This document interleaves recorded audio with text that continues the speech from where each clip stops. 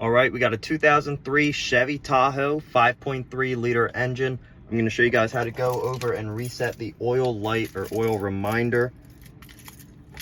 And first you're going to get the key, you're going to turn it to the on position, which is when all your lights are here. You can see it come on, driver 1. And you can scroll through. Sometimes it'll say change oil. No, sometimes it'll have an option.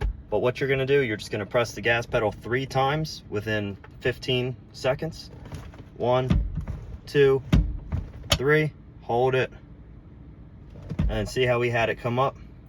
Oil life reset. And that's how you change the oil. You don't have to wait for that to happen. The light, you could do it prematurely, it'll still reset. So whenever you go to do that, just make sure gas pedal, the key on 3 times, and then you're good. Always make sure to start it after that. And then it should not have the reminder at all anymore. Oil life reset. All right, and that is how you do it, everybody. Hopefully this video helped you guys out. Have a good one.